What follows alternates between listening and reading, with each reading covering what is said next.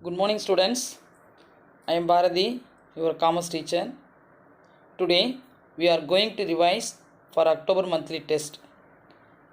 The lessons for a October monthly test are lesson number 9, 10 and 11. First we are going to revise 5 marks from these 3 lessons. I will explain one by one briefly. So revision questions.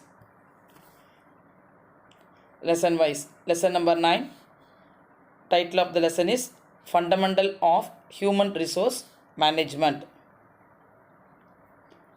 So what are the difference between human resources and human resource management? It's a very important question. Human resource. It means human resource is the only factor of production. But human resource management is management as human resource management as universal relevance. This is the factors of production. Only factors of production is a human resource, but human resource management has universal relevance. Then second one difference, human resource exhibits innovation and creativity, but human resource management is a strategic function. Then human resource management, the human resource means the third difference, human resource alone can think, act, analyze and interpret, but human resource management, it is development oriented. It provides space for employee involvement, performance and growth. Then human resource can be motivated either financially or non-financially, but human resource management, it determines human resource needs and formulate policies by matching individuals' needs with the organization's needs. Then finally, human resource organizational goal is achieved and employees are satisfied, but human resource management organizational goal is achieved and both employees and employees are satisfied. So these are all the difference between human resource and human resource management. Then lesson number 10. Title of the lesson is Explain the indirect external sources of recruitment. First one question, lesson number 10. Explain the indirect external sources of recruitment.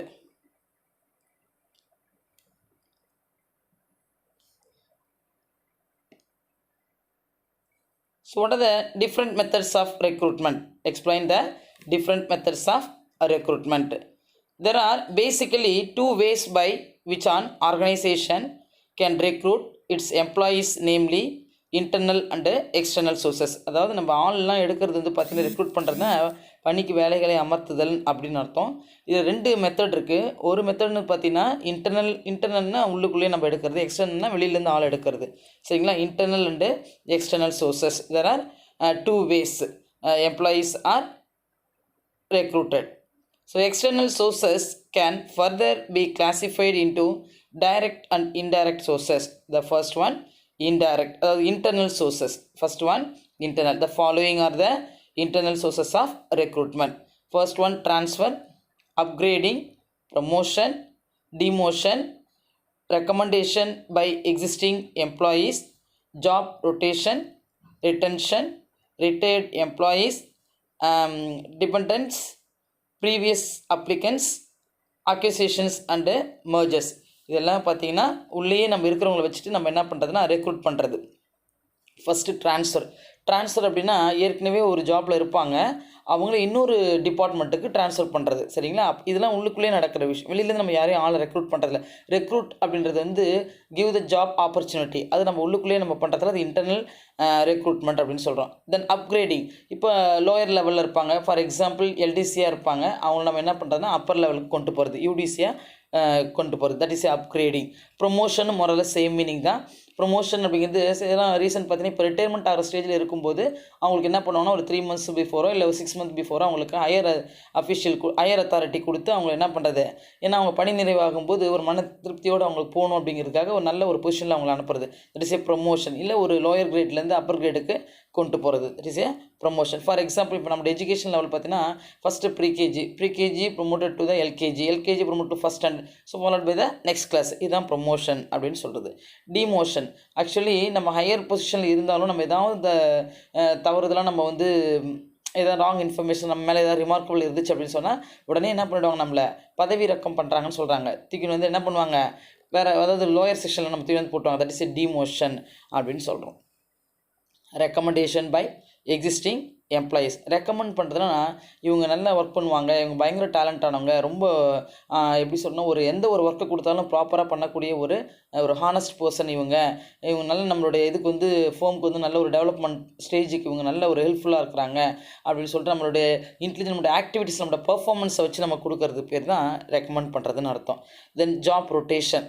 Suppose in case இப்போ நம்ம வந்து பார்த்திங்கன்னா ஒரு 10 employees work பண்ணுற இடத்துல ஒரு 2 employees வரல அப்படின்னு சொன்னால் அந்த 2 எம்ப்ளாயீஸ் வராத பிளேஸில் இங்கே இதுக்குன்னே ரிமைனிங் 8 ஸ்டாஃப்ஸ் இருப்பாங்களே, 8 எம்ப்ளாயீஸ் இருப்பாங்க இல்லையா, அவங்களுடைய வேலையை இவங்க போய் செய்கிறது. அதான் ரொட்டேஷன் பேசிஸில் அவங்களுடைய ஒர்க்கை அவங்க வர வரைக்கும் அவங்களோட ஒர்க்கை இவங்க பார்த்துக்கிறது இல்லைங்களா. ஓகே, இதுதான் நம்ம என்னென்னு சொல்கிறோம்னா ஜாப் ரொட்டேஷன் அப்படின்னு சொல்கிறோம். தென் ரிட்டன்ஷன் அப்படிங்கிறது வந்து இப்போ நம்ம ஏதாவது தவறு பண்ணிட்டோம் அப்படின்னு சொன்னால் திரும்பவும் நம்மளை என்ன பண்ணுறாங்க, அது நம்ம பனிஷ்மெண்ட் பண்ணுற மாதிரி என்ன பண்ணுறாங்கன்னா இந்த ஒர்க்கை நீங்களே திரும்பி செய்யுங்க, எக்ஸ்ட்ரா டைம் இருந்தாலும் பரவாயில்ல, இதை நீங்கள் கம்ப்ளீட் பண்ணி கொடுத்துட்டு தான் போகிறீங்க, இது உங்களுடைய ரெஸ்பான்சிபிலிட்டி அப்படின்னு நம்ம சொல்லுவாங்க.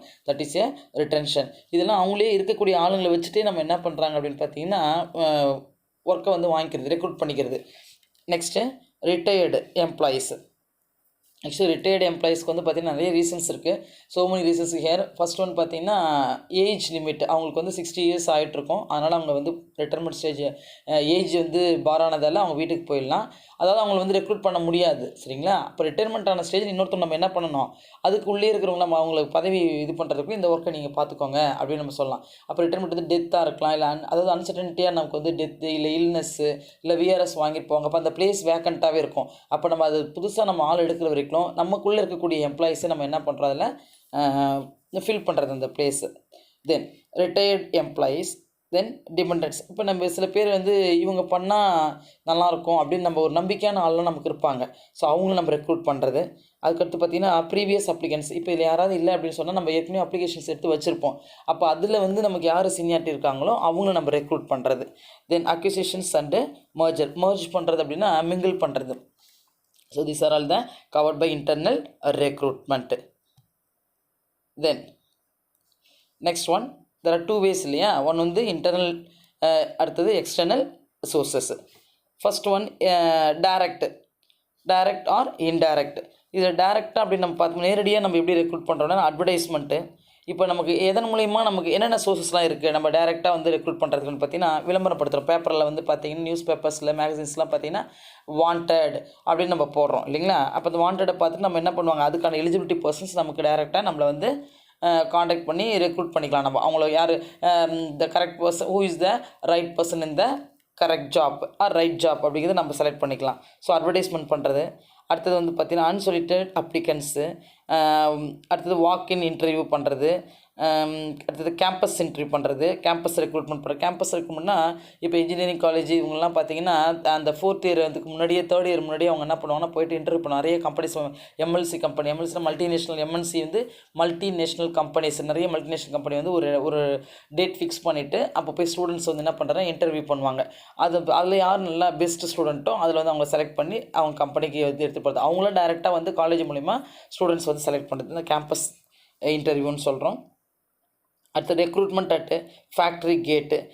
அடுத்தது ரிவைல் ஃபர்ம்ஸு, ரெக்ரூட்மெண்ட் எலக்ட்ரானிக் சிஸ்டத்து மூலிமா நம்ம என்ன ரெக்ரூட் பண்ணுறதுன்னா வேலை பணியாட்களை அமர்த்துதை தான் ரெக்ரூட்மெண்ட் பண்ணுறதுன்னு அர்த்தம். So this are all the direct sources.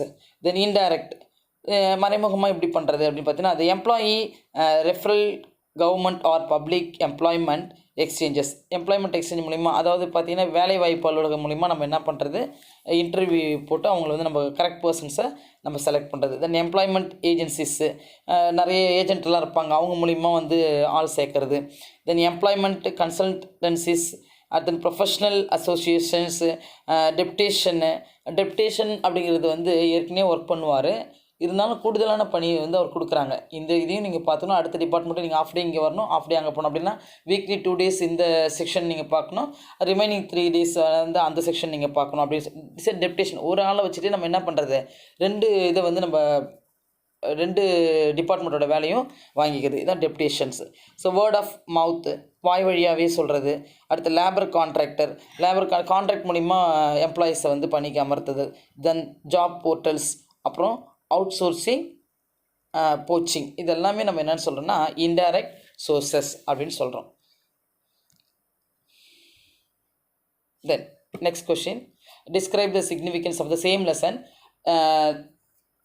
Question number 2, describe the significance of external sources of recruitment. நம்ம பார்த்து இன்டர்னல் சோர்சஸ் பார்த்தோம், இப்போ எக்ஸ்டர்னல் சோர்சஸ் ஆஃப் ரெக்ரூட்மெண்ட் பார்க்க போகிறோம்.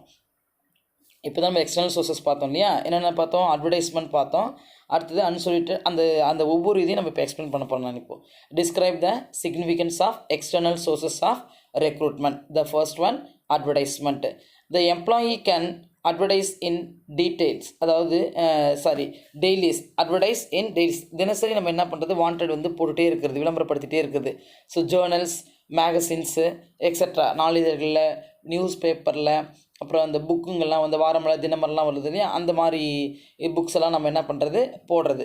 So about the vacancies in the organisation, specifying the nature of work, nature of vacancy, qualification and experience required, salary offered, mode of applying and the time limit within which the candidate has to apply. அதாவது விளம்பரப்படுத்தும் போது பார்த்தீங்கன்னா எத்தனை number of post vacancy இருக்குது, இதுக்கு eligibility qualification என்ன, அவங்க என்ன salary expectation பண்ணுறாங்க, அதுக்கப்புறம் பார்த்தீங்கன்னா அந்த டைம் லிமிட்டு வித்தின் இந்த 7 daysக்குள்ளே நீங்கள் என்ன பண்ணணும், அந்த அப்ளிகேஷனை கேன் அப்ளை வித்தின் 7 days அப்படின்ற கண்டிஷன்ஸையும் நம்ம அந்த விளம்பரத்திலே கொடுக்குறோம். விளம்பரம் எதன் மூலிமா பண்ணுறோம் அப்படின்னு பார்த்தீங்கன்னா news paper, daily newspaper, journals and magazines. Then unsolicited application. So these are the applications of job seekers who voluntarily apply for the vacancies not yet notified by the organization. இதில் வந்து நம்ம விளம்பரமே படுத்திருக்க மாட்டோம். எங்கள் இதில் வந்து வேக்கண்ட்ரு இருக்குது, நீங்கள் வந்து அப்ளை பண்ணுங்கள், எங்களுக்கு ரெக்குவயர்மெண்ட் தேவை, உங்களுடைய எம்ப்ளாயீஸ் எங்களுக்கு வாண்டட் அப்படின்னு நம்ம பண்ணவே மாட்டோம். பட் அவங்களா தேடிட்டு வில்லிங்னஸோட விருப்பத்தோடு நம்ம கம்பெனியை தேடி வந்து நான் இந்த மாதிரி குவாலிஃபிகேஷன் முடிச்சிருக்கேன், என்னோடய குவாலிஃபைடு இது, நான் இவ்வளோ தூரம் சேலரி எக்ஸ்பெக்ட் பண்ணுறேன், எனக்கு வந்து தகுதியான போஸ்ட் உங்கள் கம்பெனியில் கிடைக்குமா அப்படின்னு நம்ம ரெக்வஸ்ட் பண்ணி கேட்கல, வில்லிங்னஸோட நம்ம விருப்பப்பட்டு நம்ம கம்பெனியை தேடி போகிறது. இதுதான் அன்சொலிட்டட் அப்ளிகேஷன். Then third one,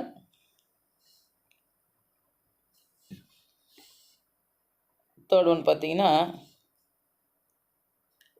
வாக்கின்ஸ்னால் வாக்கின் இன்டர்வியூ. அப்படி நேரடியான நம்ம வந்து என்ன பண்ணுறது, இன்றைக்கி நடைபெற போகிறது, இன்றைக்கி வந்து இன்டர்வியூ நடைபெறும், இந்த டைம்லேருந்து இந்த டைமுக்குள்ளே 1 day மட்டும்தான், இந்த குறிப்பிட்ட டைமுக்குள்ளே நீங்கள் வந்து அட்டன் பண்ணணும் அப்படின்னு சொல்லுவாங்க.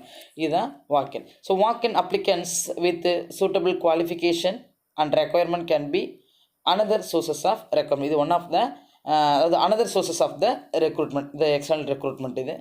தென் கேம்பஸ் ரெக்ரூட்மெண்ட்டு, நம்ம டைரெக்டாக அந்த கேம்பஸ்க்கே போயிட்டு ஜாப்புக்கு ஓரியன்டான ஒரு எம்ப்ளாயீஸை, சூட்டபிளான பர்சன்ஸை நம்ம செலக்ட் பண்ணுறது அந்த ஸ்பாட்லேயே போய்ட்டு. த organisations visit the educational institution, அதாவது நிறைய கல்வி நிறுவனங்களுக்கு டைரெக்டாக அவங்களே போய்ட்டு விசிட் பண்ணி, எம்என்சி கம்பெனி வந்து எம்என்சி அப்படின்னா மல்டிநேஷ்னல் கம்பெனிஸ், பெரிய பெரிய கம்பெனிஸ்லாம் போய்ட்டு டைரெக்டாக அந்த இன்ஸ்டியூஷனை விசிட் பண்ணி, எஜுகேஷன் இன்ஸ்டியூஷனை விசிட் பண்ணி to identify and recruit suitable candidate. அவங்க இன்டர்வியூ பண்ணும்போதே தெரியும் இவன் எலிஜிபிலிட்டி ஆனவன், இவன் வந்து ஃபிட், இந்த ஸ்டூடெண்ட் வந்து நம்ம கம்பெனிக்கு தகுதியானவன் அப்படின்னு சொல்லிட்டு நம்ம என்ன பண்ணுறாங்க, ஓரலாகவும் கேட்குறாங்க. நம்மளுக்கு சில வைவா கொஷின்ஸ்லாம் கேட்கும்போது அவன் வந்து செலக்ட் ஆகிட்டான் அப்படின்னு சொன்னால் நம்ம என்ன பண்ணுறோம், ரெக்ரூட்மெண்ட். இந்த கேம்பஸ் ரெக்ரூட்மெண்ட் அப்படிங்கிறது நம்ம டைரெக்டாக போயிட்டு அந்த எஜுகேஷன் இன்ஸ்டியூஷனே போயிட்டு நம்ம பிள்ளைங்களை செலக்ட் பண்ணி கேண்டிடேட்ஸை அதாவது கேண்டிடேட் என்ன பண்ணுறது, அப்ளிகேட்டை நம்ம செலக்ட் பண்ணுறது. recruitment and factory gate. So usually casual or temporary unskilled employees, unskilled skilled திறமையானவங்க, unskilled employed அதாவது illiterate பீப்புளாக கூட இருக்கலாம், இல்லை திறமை கம்மியானவங்களாக கூட இருக்கலாம். So are recruit by this way. இந்த மெத்தடில் நம்ம வந்து எம்ப்ளாயீஸ் வந்து வேலைக்கு அமர்த்துறதுக்கு பேர் தான் நான் சொன்னேன் ஃபேக்ட்ரி கேட் அப்படின்னு சொல்கிறேன். இவங்க வந்து அதாவது எப்படி சொல்கிறதுனா அன்ஸ்கில்டு பர்சன்ஸ், இவங்க திறமையற்றவர்கள், குவாலிஃபிகேஷன் கம்மியாக இருக்கலாம், அல்லது வந்து எப்படி சொல்கிறதுனா ஒரு டேலண்டான பர்சன்ஸாக இருக்க மாட்டாங்க. ஸோ அந்த மாதிரி இது நம்ம செலக்ட் பண்ணுறது தான் திஸ் தி கேட்வே மெத்தடுன்னு சொல்கிறோம்.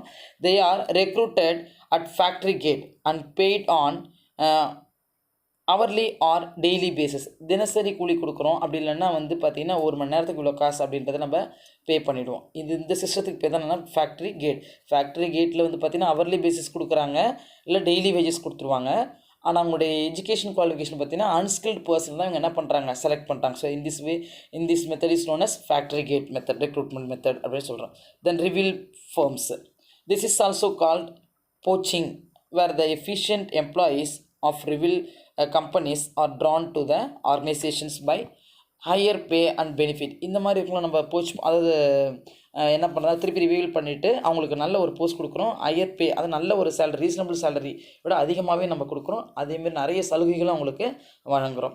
தென் recruitment, last one recruitment, electronic method. அது எலக்ட்ரானிக், அது என்ன சொல்கிறதுனா த அட்வான்ஸ்மெண்ட் ஆஃப் டெக்னாலஜிஸ் இல்லையா, அண்ட் கம்யூனிகேஷன்ஸ். இப்போ கம்யூனிகேட் பண்ணி நம்ம என்ன பண்ணுறோம், has made it possible to reach out prospective applicants globally online.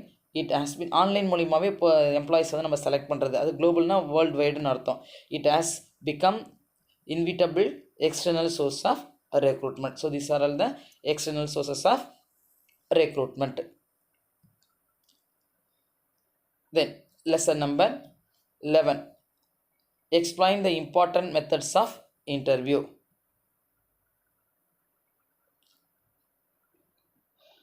Question number 2, explain the types of personality test.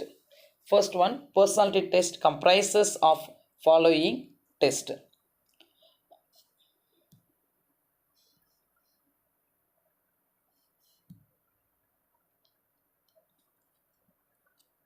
First one, internal test. So interest test measures, first one interest test. இன்ட்ரெஸ்ட்னா விருப்பத்தின் பேரில் அவங்கள வந்து நம்ம தேர்வு செய்கிறது. So interest test measures a candidates extent of interest in a particular area chosen by him her, so that organisation can assign the job suited to his or her in them in terms. Then second one, personality inventory test. So under this method, standardized questionnaires is administrated to the candidates. Administration நிர்வாகம் வந்து என்ன பண்ணுதுன்னா personality, அவங்க திறமையை வந்து test பண்ணுறதுக்காக அவங்க என்ன கேட்குதுன்னா நிறைய ஸ்டாண்டர்டைஸான ஒரு இம்பார்ட்டன்ட் கொஷின்ஸ் வந்து அவங்களுக்கு கேட்குது. அப்போது அந்த கேட்கும்போது இந்த கேண்டிடேட் என்ன பண்ணால் அப்படி கேட்குறதால இந்த கேண்டிடேட் என்ன பண்ண முடியும், ஈஸியாக ஃபைண்ட் அவுட் பண்ணி அவங்க பர்சனாலிட்டியான பர்சன்ஸாக இல்லையான்றது. So under this method standardised questionnaires is administered to the candidate to find out traits like interpersonal rapport, dominance, introvertness, self-confidence, lower sign quality extra. இவங்களுக்கு எல்லாமே தனித்திறமையெல்லாம் இருக்குதா, நம்மளால் எல்லாத்தையும் தனித்து முயற்சி செய்ய முடியுமான்றது எல்லாத்தையுமே அவங்க என்ன பண்ணுறாங்கன்னா ஸ்டாண்டர்டைஸ் கொஷின்ஸ் கேட்கும்போதே அவங்கள பற்றியான ஒரு தனித்திறமையை அவங்க டெஸ்ட் பண்ணிடுறாங்க. Then next projective test or thematic appreciation test. Thematic appreciation test. This test measures the candidate's values, attitude, apprehensive, personality, etc. Out of the interpretations or narration given by the narration means explanation given by the candidates to the pictures. ஒரு pictures காமிச்சு அதுக்கான விளக்கத்தை கேட்பாங்க. அதை இவங்க என்ன பண்ணணும், projector மூலிமா, அதாவது ப்ரொஜெக்டிவ் டெஸ்ட்னா ஒரு பிக்சர்ஸ் காமிச்சு அதுலேருந்து கொஷின்ஸ் கேட்டு அதுக்கு எக்ஸ்ப்ளனேஷன் கொடுங்க அப்படின்னு சொல்லுது. The figures extra shown to him in the test situation. This is known as the projective test or thematic appreciation test. Then next one test, attitude test. Attitude test. This test measures candidates' tendencies towards the people, situation, action, and related things. For example, moral study and value study. So this is known as the different types of test. Then next one question, explain the principles of placement. So what are the factors influencing selection process? Factors influencing employee selection process are listed below. The first one, nature of post. ஒரு வேலைக்கு நம்ம அமர்த்துறோம்னா அந்த பணியோட சுமை என்ன அப்படிங்கிற அந்த பணியான தன்மை என்ன அப்படிங்கிறத நம்ம கண்டிப்பாக உங்களுக்கு சொல்லணும், எக்ஸ்பிளைன் பண்ணணும். The process of selection of employees varies according to type of personnel to be recruited. Different types of candidate நம்ம என்ன பண்ணுறோம், ரெக்ரூட் பண்ணுறோம். அப்படி நம்ம ரெக்ரூட் பண்ணும்போது for instance selection process of probationary officer of a bank differs from that of selection of officer for Indian police service. So அவங்களுடைய நம்ம selection பண்ணும்போது அதனுடைய ப்ராசஸ் என்னென்னா அவங்களுக்கு தகுதியான ஒரு பிளேஸை நம்ம கொடுக்குறோமா அப்படிங்கிறது தான். Then number of candidates. So selection process depends on the response of candidates to the advertisement inviting applications for the post. For instance, for clerical and other physical jobs, more candidates tend to apply. So hence short listing needs to be done. நிறைய பேர் ஒரு போஸ்ட்டுக்கு ஒரு 100 பேர் apply பண்ணுறாங்கன்னா நம்ம என்ன பண்ண, ஃபஸ்ட்டு லிஸ்ட் அவுட் பண்ணணும். லிஸ்ட் அவுட் பண்ணி யார் வந்து பெஸ்ட்டு, அதாவது குவாலிஃபைடு யாருக்கு இருக்குது அப்படின்றத நம்ம என்ன பண்ணுறோம், ஃபஸ்ட்டு லிஸ்ட் சார்ட் அவுட் பண்ணி வச்சுக்கணும். ஓகேங்களா? இப்போ நம்பர் ஆஃப் கேண்டிடேட்ஸ் நம்ம அப்ளை பண்ணால் நமக்கு பொருத்தமானவங்க யாருங்கிறது நம்ம என்ன பண்ணுறோம், short the listing needs to be done. நமக்கு தேவையான பர்சன்ஸ் மட்டும் நம்ம என்ன பண்ணுறோம், ஒரு சின்னதாக ஒரு லிஸ்ட் எடுத்து வச்சுக்கிறோம் நம்ம. Then selection policy. The selection policy and selection process are interrelated. For example, some organisations put in place together selection process involving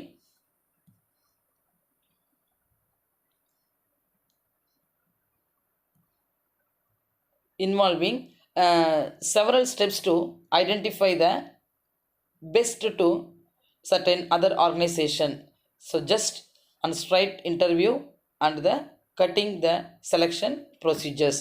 Then cost factor or budget.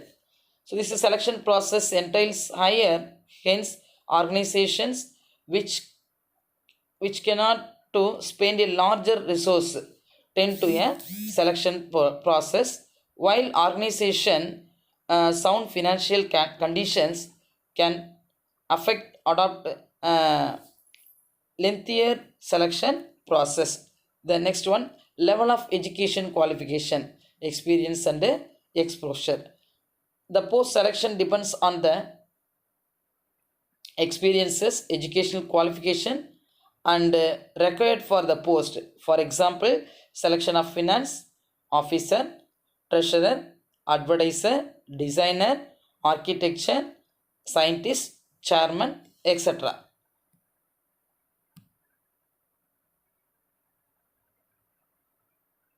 So these are all known as the principles of placement.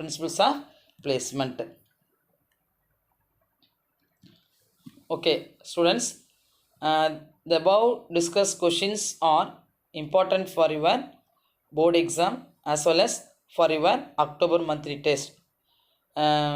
If you have any doubt, please contact me. Thank you.